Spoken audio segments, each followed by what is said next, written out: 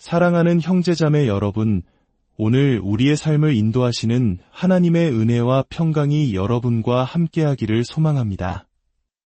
이 이야기가 여러분의 마음에 울림을 준다면 좋아요와 공유를 통해 이 은혜의 메시지를 더 많은 이들과 함께 나눠주시길 바랍니다.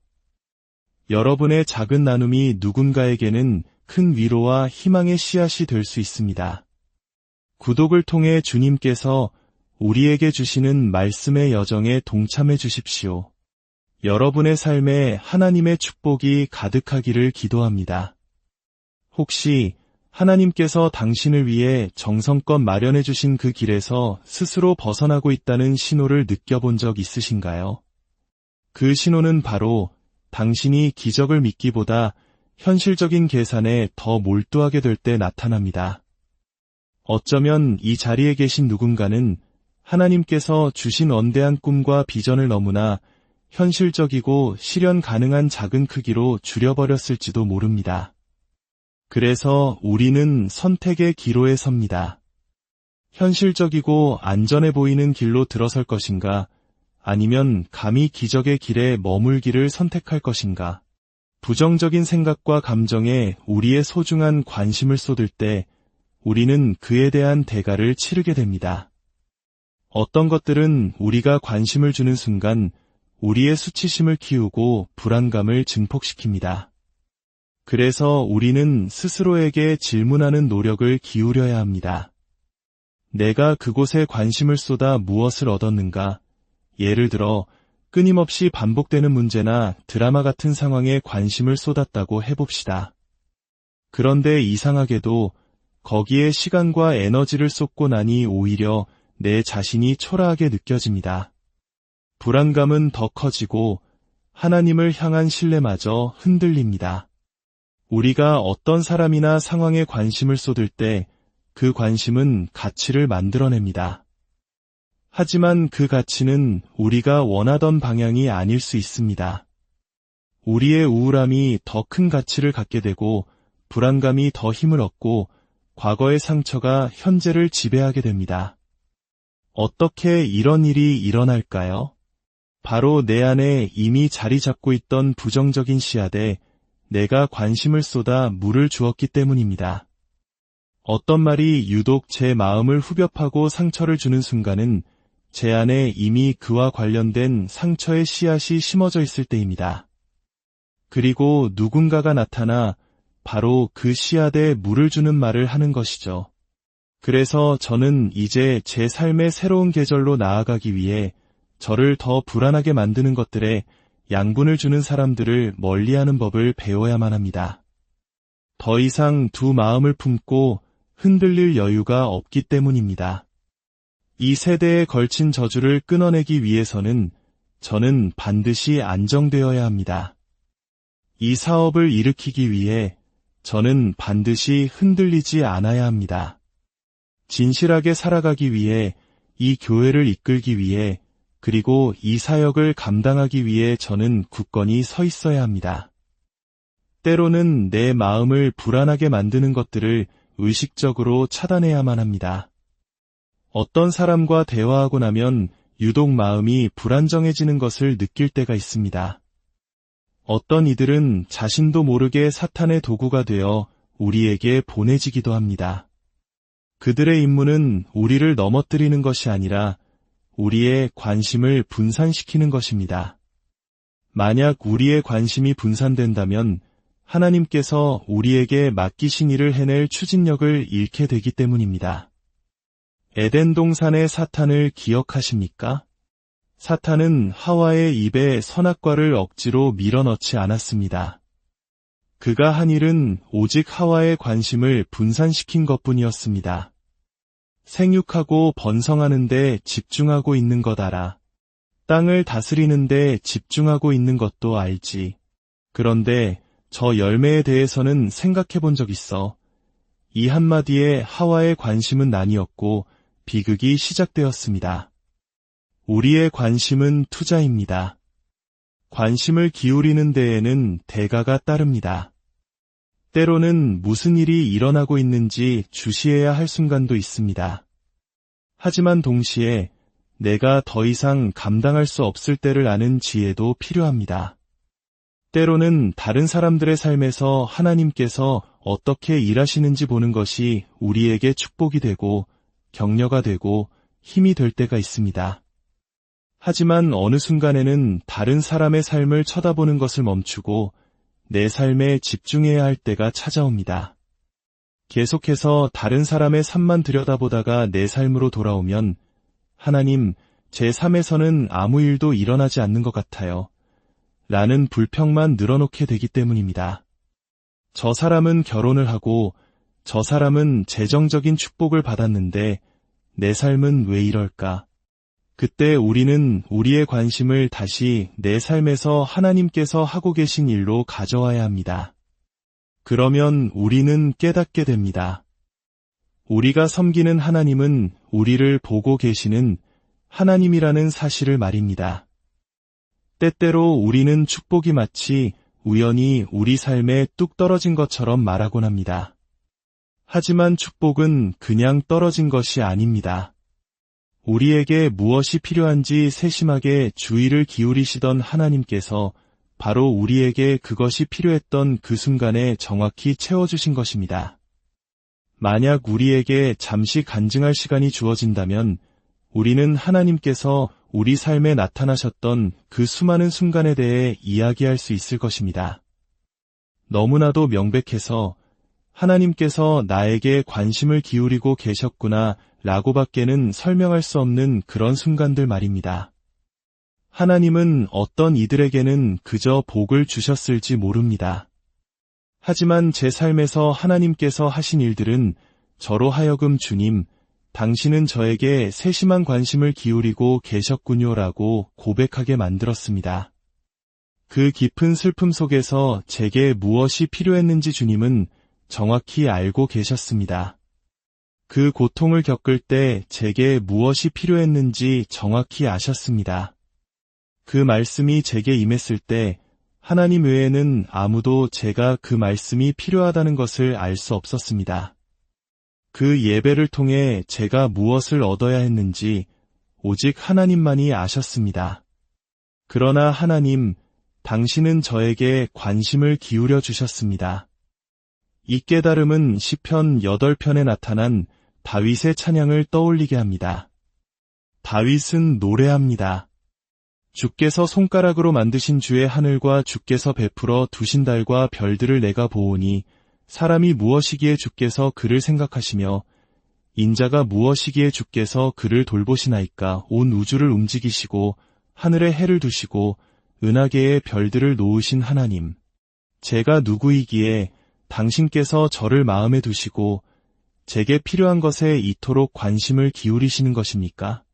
이 작고 보잘것없는 저를 말입니다. 하나님, 저는 당신께 거의 관심을 기울이지 못했지만 당신은 저에게 온 관심을 쏟으셨습니다. 제게 아버지가 없을 것을 아시고 저에게 삼촌을 보내주셨습니다. 제게 기댈 가족이 없을 것을 아시고 저에게 좋은 스승을 보내주셨습니다. 하나님, 당신은 저를 아무것도 없이 버려두지 않으셨습니다. 당신은 제게 필요한 것에 관심을 기울이셨습니다. 주님은 제가 깨어지기 쉬운 영역들에 관심을 기울이셨습니다. 이미 제 앞에 가셔서 모든 것을 예비하셨습니다. 제가 그 방에 들어가기도 전에 그곳에 올바른 사람들이 있도록 준비해 주셨습니다. 지금 이 순간 당신이 길을 잃고 버려진 듯 혼란스러워할 때에도 하나님께서는 말씀하십니다. 내가 너를 주목하고 있다. 성경에서 메뚜기가 먹어치운 횟수를 회복시켜 주신다는 말씀을 나눌 때 우리는 당신이 길을 걸어오며 잃어버렸던 모든 것에 관심을 기울이시는 하나님에 대해 이야기하는 것입니다. 나는 너를 떠나간 모든 사람을 주목하고 있다. 나는 너를 배신한 모든 사람을 주목하고 있다. 때가 되면 내가 회복의 길로 들어설 때 너는 내가 너를 떠나지 않았음을 보게 될 것이다. 너는 내가 그 길 위에서 내게 무엇이 필요했는지 모두 이해하고 있었음을 알게 될 것이다. 당신의 삶이 무작위로 흩어진 조각들처럼 느껴질지 모릅니다. 하지만 하나님께서는 말씀하십니다. 나는 내 발이 밟는 모든 곳에 관심을 기울였다. 나는 그들이 말한 모든 것에 관심을 기울였다. 나는 내 모든 꿈에, 모든 희망에, 모든 소망에 관심을 기울였다. 나는 너에게 관심을 기울이고 있다. 시편 8편은 저에게 또 다른 진리를 보여줍니다. 하나님께서는 자신의 길에 머무시면서 동시에 당신의 길에도 함께 계실 수 있다는 사실입니다. 하나님은 은하계를 다스리시면서 높고 거룩한 보좌에 앉아 계시면서도 동시에 당신을 괴롭히는 그 작은 문제 속으로 내려오실 수 있습니다. 그것이 바로 하나님의 전지전능하심입니다. 하나님은 모든 곳에 동시에 존재하십니다. 당신의 길과 나의 길에, 그녀의 길과 당신의 길에, 하나님께서 그녀의 삶에 역사하신다고 해서 당신의 삶에는 역사하지 않는다는 뜻이 아닙니다. 하나님은 모든 사람의 길에 동시에 함께 하시며 당신에게 필요한 것, 당신을 아프게 하는 것, 그리고 당신 안에 아직 잠재되어 있는 모든 것에 관심을 기울이고 계십니다. 때로는 우리를 우리의 길에 머물게 하시기 위해 하나님께서는 우리보다 앞서가셔서 굽은 길을 곧게 펴셔야만 합니다. 우리를 우리의 길에 머물게 하시기 위해 이것은 오직 하나님만이 하실 수 있는 일이다. 라고 우리가 깨닫게 되는 일들을 행하셔야만 합니다. 하지만 제가 하나님에 대해 가장 사랑하는 점은 우리가 스스로의 길에서 벗어나 방황할 때조차도 하나님께서는 바로 그곳에 나타나신다는 것입니다. 다윗은 시편에서 다시 고백합니다. 내가 스올에 내 자리를 펼지라도 거기 계시니이다. 이 말씀은 당신이 모든 것을 올바르게 행할 때만 하나님이 함께 하시는 것이 아니라는 뜻입니다. 당신이 의롭고 거룩한 모습으로 나아갈 때만 나타나시는 분이 아니라는 것입니다.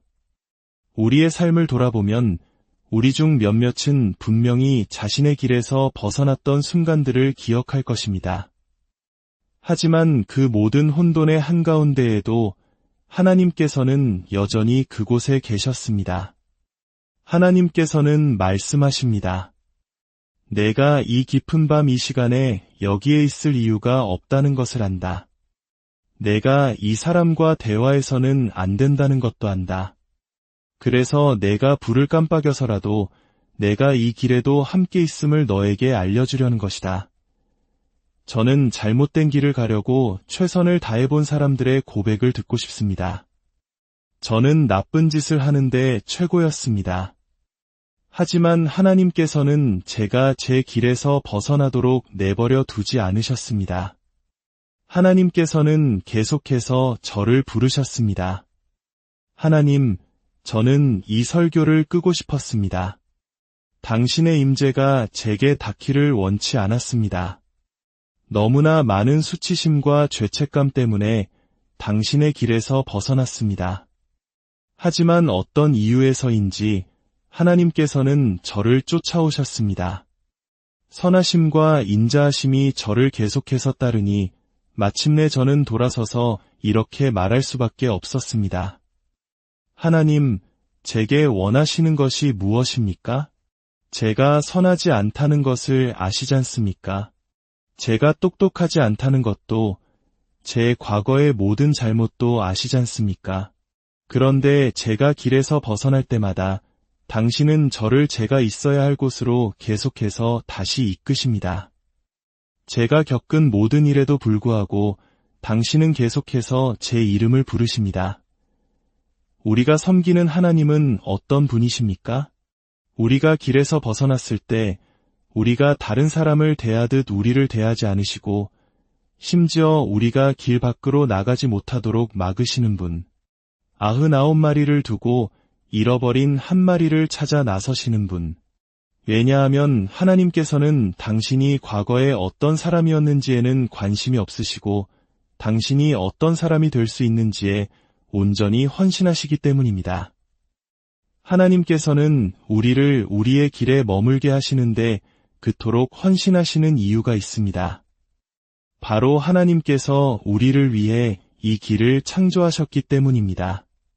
그리고 이 길의 문맥 안에는 당신이 당신의 길에 머물 때에만 나타나는 약속들이 있습니다. 당신이 당신의 길에 머물 때 그곳에는 보호하심이 있습니다. 어떤 사람들은 생각할지 모릅니다. 나는 지금 이 길 위에 있을 자격이 없어. 나는 대를 잇는 부나 온전함을 누릴 자격이 없어. 하지만 어떤 이유로든 당신이 당신의 길에 머물렀기 때문에 이제 하나님께서 당신의 가문에 대해 말씀하신 약속이 현실이 되고 있습니다. 당신의 길에 머무름으로써 당신이 사탄과 당신의 수치심과 당신의 불안감과 맺었던 모든 계약은 깨어질 것입니다. 하나님께서 왜 나를 이곳에 두셨는지, 내 안에서 무엇을 보시는지 나는 알 수 없습니다. 하지만 나는 내 길에 머물 것입니다. 옛 어른들은 이렇게 말씀하시곤 했습니다. 나는 계속 달려가서 그 끝이 어떻게 될지 볼 것이다. 나는 이 길에 머물 것입니다. 왜냐하면 이 길에는 약속들이 연결되어 있기 때문입니다. 나를 향해 형성되는 무기들이 보이지만 나는 내 길에 머물 것입니다.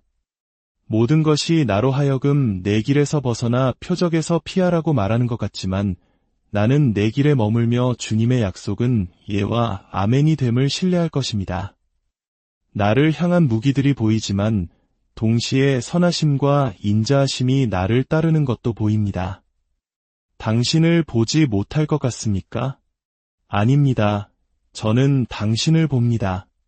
하지만 제가 그보다 더 분명하게 보는 것은 하나님께서 나를 위해 예비하신 길입니다.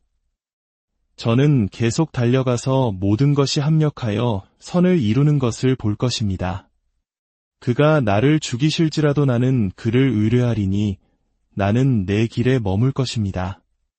무기가 형성될지라도 사람들이 나에 대해 쑥덕거릴지라도 나는 내 길에 머물 것입니다. 이것은 나의 길입니다. 주님께서 나를 위해 창조하신 길입니다. 아무도 내가 걷는 방식대로 이 길을 걸을 수 없습니다. 나는 내 길을 포기할 수 없습니다. 왜냐하면 내가 내 길을 포기하면 한 세대가 구원받지 못할 수도 있기 때문입니다. 사탄은 누군가를 그 자리에서 쫓아내려 하고 있습니다. 두려움을 주어 당신을 그 자리에서 벗어나게 하려 합니다. 저는 하나님의 음성을 듣습니다. 전략이 무엇인지 궁금해하는구나. 전략은 그 길에 집중하는 것이다. 전략은 그 부르심에 집중하는 것이다. 전략은 그 사명에 집중하는 것이다. 그것이 저의 전략입니다. 저에게는 10단계 사업 계획서도 수십 장의 파워포인트도 없습니다. 저에게 있는 것은 오직 내 길에 머무는 것뿐입니다. 하나님께서 내게 말씀하신 것뿐입니다.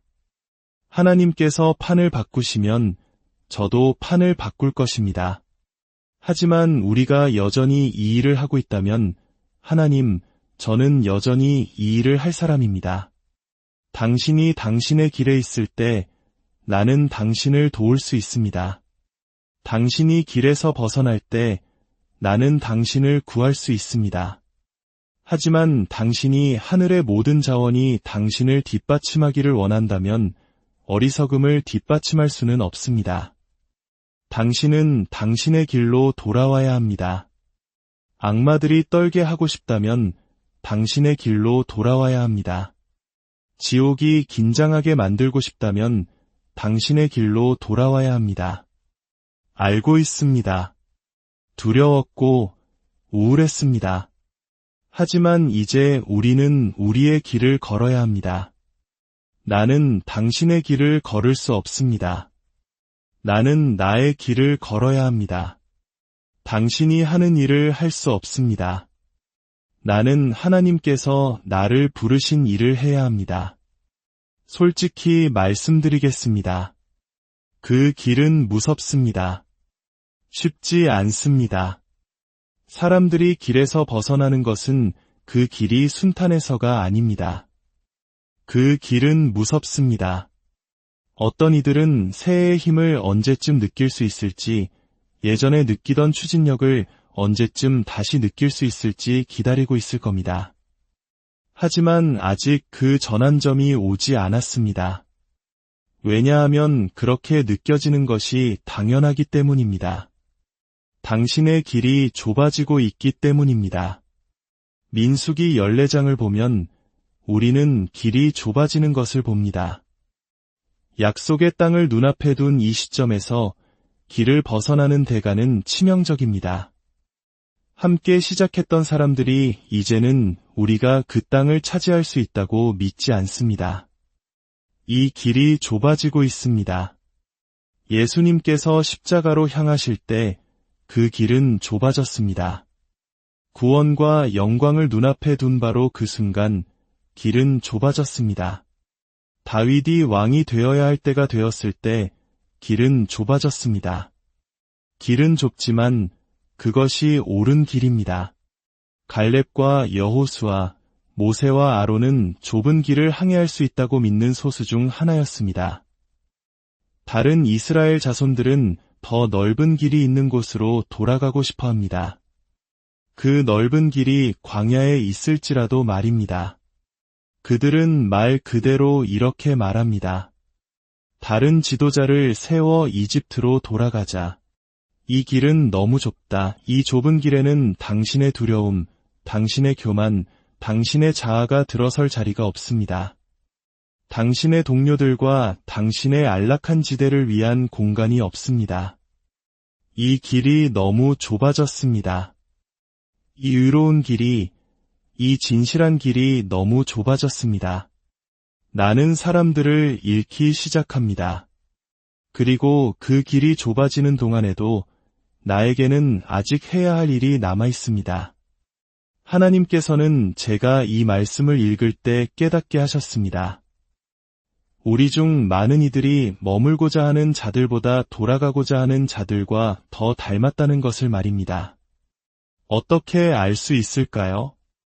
돌아가고 싶어하는 이스라엘 자손들이 하는 말은 사실 꽤 현실적이기 때문입니다. 그들은 말합니다.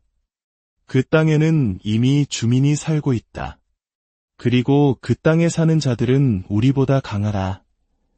그것은 사실입니다. 당신이 하나님께서 마련하신 길에서 벗어나기 시작했다는 것을 아는 순간은 당신이 기적을 믿는 것보다 더 현실적이게 될 때입니다. 보십시오. 이 길은 현실에서 시작되지 않았습니다. 그것은 영에서 시작되었습니다. 하나님께서 그들을 이집트에서 이끌어내셨을 때 그것은 기적이었습니다. 하나님께서는 이것이 기적으로 시작된다는 것을 그들이 이해하도록 기적들을 미리 보여주셨습니다. 아기가 바구니에 담겨 정확히 올바른 가족에게 발견되고 도망쳤다가 불타는 떨기나무 때문에 돌아오는 것, 이 모든 것은 기적으로 시작되었습니다. 그리고 하나님께서 기적으로 시작하셨다면 당신은 그것을 현실적인 것으로 만들 수 없습니다. 어떤 이들은 당신이 지금 마주하고 있는 적과 싸우고 있다는 사실 자체가 기적입니다. 당신이 어디서 왔고 무엇을 가지고 시작했는지를 생각하면 말입니다. 당신은 지금 마주하고 있는 거인들과 싸울 처지가 아니었습니다. 당신은 지금 이야기하고 있는 세대를 잇는 축복에 대해 이야기할 상황이 아니었습니다. 당신이 지금처럼 생각하고 지금과 같은 소망을 품는 것 자체가 기적입니다. 이것은 영에서 시작되었습니다. 당신이 소셜미디어에서 시작한 무언가에서 비롯된 것이 아닙니다. 다른 누군가가 당신에게 말해준 것에서 시작된 것이 아닙니다. 누군가가 당신 안에 하나님께서 이미 심어두신 것을 확인시켜주는 말을 했을 뿐입니다. 그것은 영에서 시작되었습니다. 그래서 저는 선택해야 합니다. 현실적인 길로 들어설 것인가, 아니면 감히 기적의 길에 머물 것인가? 하나님을 부를 수밖에 없는 길에 머물 것인가? 하나님께 의지해야만 하는 길에 머물 것인가? 숫자는 줄어들지만 내 영은 더 커지는 길에 머물 것인가? 이것은 어려운 결정입니다. 왜냐하면 현실적인 것에는 안전함이 있기 때문입니다. 서류상으로는 말이 됩니다. 하나님께서 어떻게 하실지 궁금해할 필요가 없습니다. 현실적으로 할 때 그것이 이루어질지 의심할 필요가 없습니다. 저는 당신이 누구인지 모르지만 여기 있는 누군가는 하나님께서 주신 꿈과 비전을 줄여서 기적적이기보다 더 현실적으로 만들었습니다. 왜냐하면 너무 힘들어서 길이 이렇게 좁아서는 내가 살아남을 수 없을 것 같아 라고 말했기 때문입니다. 그러니 그냥 현실적으로 만들자. 어쩌면 나는 하나님께서 나를 위해 원하시는 것을 원하지 않는지도 몰라. 어쩌면 나는 내 자신의 힘으로 할 수 있는 것을 원하는지도 몰라. 길이 좁아지고 상황이 힘들어질 때 당신은 정말로 무엇이 필요한지 알아야 합니다. 당신이 전투에 참여할 때 실제 전투는 땅을 침략하는 것조차 아닙니다. 실제 전투는 그 땅에 있어서는 안 될 자들을 몰아내는 것입니다. 그리고 당신에게는 하나님께서 보시는 대로 사물을 보는 사람들이 필요합니다. 당신은 사람이 보는 방식으로 그것을 보고 있지만 나는 하나님께서 보시는 방식으로 그것을 보고 있다는 것을 이해하는 사람들이 필요합니다. 그렇습니다. 그들은 큽니다. 그렇습니다. 나는 수적으로 열세입니다. 하지만 영광이 내 편에 있습니다. 나는 숫자를 보는 당신을 알지만 영광을 봅니까? 나는 분석을 이해하는 당신을 알지만 영광을 봅니까? 나는 재정을 이해하는 당신을 알지만 영광을 봅니까? 나는 데이터를 이해하는 당신을 알지만 영광을 봅니까? 당신은 모든 것을 계산했지만 영광을 놓쳤습니다. 왜냐하면 영광이 나를 부를 때 숫자는 혼란스러워 보일 수 있기 때문입니다. 영광이 나를 부를 때 데이터는 말이 되지 않을 수 있습니다. 영광이 나를 부를 때 그것은 원수의 계획을 뒤엎을 것입니다. 당신의 약속이 무엇인지 모르겠지만 저는 하나님께서 말씀하시는 것을 듣습니다. 너에게는 영광을 구하는 자들이 필요하다. 내 팀에는 하나님의 영광을 구하는 사람들이 필요합니다. 내 팀에는 기도를 통과시키는 방법을 아는 사람들이 필요합니다. 이것은 보통의 싸움이 아니라 영광의 싸움이라는 것을 이해하는 사람이 필요합니다. 당신은 나를 보고 크기를 잴 수 없습니다. 왜냐하면 내 안에 계신 이가 세상에 있는 자보다 크다는 것을 당신은 볼 수 없기 때문입니다.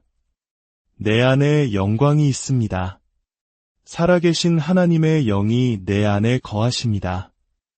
트리거는 과거 경험의 기능을 현재로 작동시킵니다. 그 경험과 연결된 두려움이 이제 활성화됩니다. 왜냐하면 내가 트리거되었기 때문입니다. 당신이 경험한 것이 무엇이든 그것이 당신의 삶에서 어떤 기능을 가졌든 당신이 트리거될 때 그것은 그 기능을 작동시킵니다. 그래서 아무도 당신에게 나쁜 말을 하지 않았는데도 당신은 방어적이 됩니다. 그것이 그 기능의 작동을 유발했기 때문입니다. 우리 대부분은 웰니스 여정의 어느 단계에 있는지에 따라 트리거를 다루는 두 가지 다른 각도를 가지고 있습니다. 우리 중 일부는 그것들을 피하기로 선택합니다. 그 음악은 듣지 않아. 나를 트리거해. 그 사람과는 이야기할 수 없어. 나를 트리거해. 하지만 트리거를 피할 때 우리는 종종 그 순간들과 연결된 치유도 피하게 됩니다. 그래서 두 번째 옵션인 트리거에 맞서는 것에는 아름다움이 있습니다. 우리가 트리거에 맞설 때 우리는 스스로에게 말합니다. 나는 그 경험을 다시 겪기 위해 돌아가는 것이 아니다. 나는 그것에 언어를 부여하기 위해 돌아가는 것이다. 그래서 그때는 말할 수 없었던 것을 지금 말할 수 있도록. 나는 두려웠어. 나는 상처받았어. 때때로 하나님께서는 우리가 겪었던 것을 상기시키기 위해서가 아니라 당신이 그때는 가지지 못했던 간증을 지금 가지고 있기 때문에 우리가 트리거되도록 허락하십니다. 당신이 트리거되는 것을 꺼리지 않는다면 당신은 그때로 돌아가서 지금에 대해 너에게 말해줄 것이 있어. 그것이 그때를 다루기 더 쉽게 만들어줄 거야 라고 말할 수 있습니다. 누군가는 지금 가지고 있는 무언가를 그때 필요했을 것입니다. 그리고 당신은 지금 그것을 가지고 있기 때문에 그때는 얻을 수 없다고 생각합니다. 하지만 저는 하나님께서 말씀하시는 것을 듣습니다. 당신이 스스로 트리거되도록 허락한다면 당신은 돌아가서 무기가 번성하고 있다고 느꼈던 그 계절에게 사실은 그렇지 않았다고 말할 수 있습니다. 당신은 돌아가서 그 수치심에게 말할 수 있습니다. 내가 생각하기에 나는 결코 다른 쪽으로 건너가지 못할 줄 알았겠지만 나는 내가 두렵고 놀랍게 지어졌다는 것을 알게 되었어. 모세는 하나님께서 당신을 다시 보내실 것이라는 증거입니다. 그는 이집트에서 40년을 보냈지만 이집트를 떠나야 했습니다. 왜냐하면 그는 히브리인도 아니고 이집트인도 아니기 때문입니다. 정체성 사이에서 찢겨진 그는 트리거의 긴장 속에서 머무는 대신 떠납니다. 그리고 그것도 괜찮습니다. 때로는 진정으로 치유되기 위해 당신을 계속해서 뒤로 끌어당기는 트리거를 피해야 할 때도 있기 때문입니다. 하지만 그가 미디안에서 40년을 보낸 후 주님께서 그에게 나타나십니다. 단 하나의 목적으로, 그를 그가 트리거되었던 곳으로 다시 보내기 위해서입니다. 하지만 이번에 그가 돌아갈 때 그는 똑같이 돌아가지 않습니다.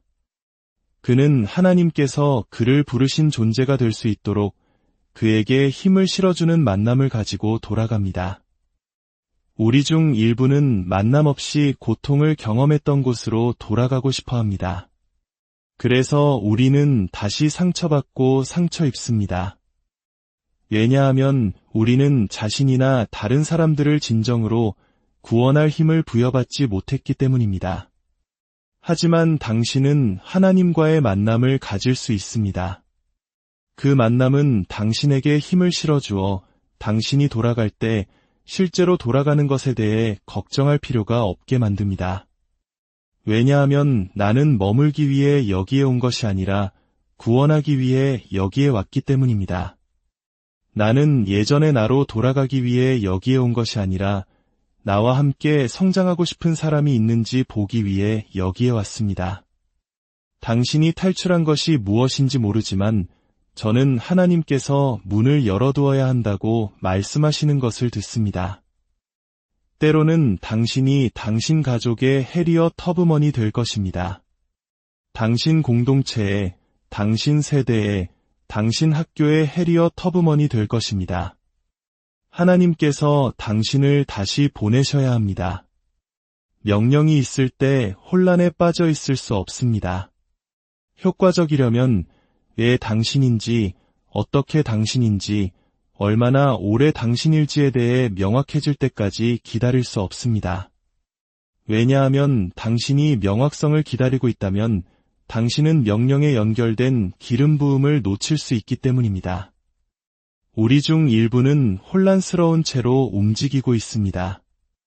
우리는 그저 어깨를 으쓱하며 예라고 말하고 있을 뿐입니다. 우리는 어떻게 여기까지 왔는지 정말로 모릅니다. 우리는 그저 계속 움직이기로 결정했다는 것만 압니다. 우리는 돌아갈 수 없다는 것을 알았고 하나님께서 움직이라고 말씀하셨을 때 움직여야 한다는 것을 알았습니다. 그래서 우리는 혼란스러운 채로 움직였습니다. 그리고 우리가 더 많이 움직일수록 하나님께서는 그것을 더 명확하게 해주시기 시작했습니다. 아, 그렇게 하실 거군요. 아, 그 사람을 사용하실 거군요. 내가 움직일 때 그분은 내 시야를 밝혀주십니다. 내가 움직일 때 그분은 내 굽은 길을 곧게 펴십니다. 내가 움직일 때 그분은 내 걸음을 인도하십니다. 십자가 사건 이후 제자들은 혼란에 빠져 있었습니다.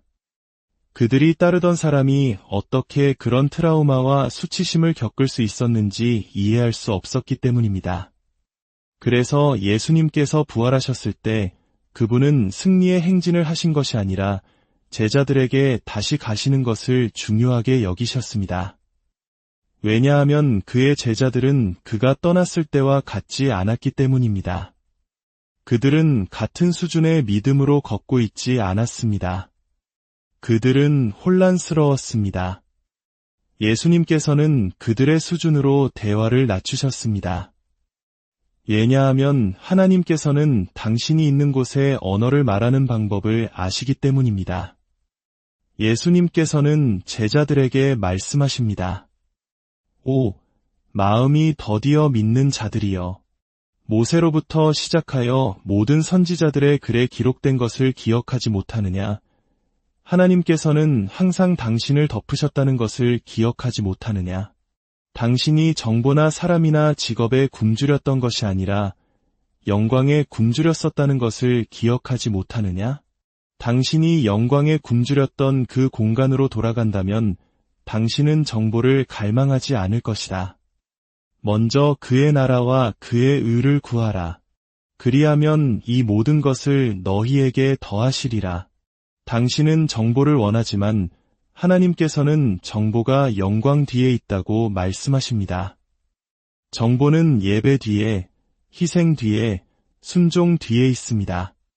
사랑하는 성도 여러분, 여러분 각자에게는 하나님께서 세심하게 마련하신 고유한 길이 있습니다. 때로는 그 길이 좁고 험하게 느껴질 수 있고 과거의 상처가 발목을 잡는 것처럼 느껴질 수도 있습니다. 세상의 목소리가 너무 커서 하나님의 음성이 들리지 않는다고 느낄 때도 있을 것입니다. 하지만 기억하십시오. 온 우주를 다스리시는 하나님께서 바로 당신에게 당신의 가장 작은 신음에도 귀 기울이고 계십니다. 당신이 길에서 벗어날 때조차 당신을 다시 이끄시는 신실한 분이십니다. 당신을 파괴하려는 과거의 상처가 아니라 당신을 구원하고 온전케 하려는 하나님의 도구가 될 수 있습니다. 혼란 속에서도 믿음의 한 걸음을 내디드십시오. 모든 것을 이해하지 못해도 괜찮습니다. 주님께서 당신의 다음 걸음을 인도하실 것입니다. 현실의 벽 앞에서 당신의 꿈을 줄이지 마십시오. 기적을 행하시는 하나님을 신뢰하며 담대하게 당신의 길을 걸어가십시오. 당신의 그 길 끝에는 하나님의 영광스러운 약속이 기다리고 있습니다. 주님의 이름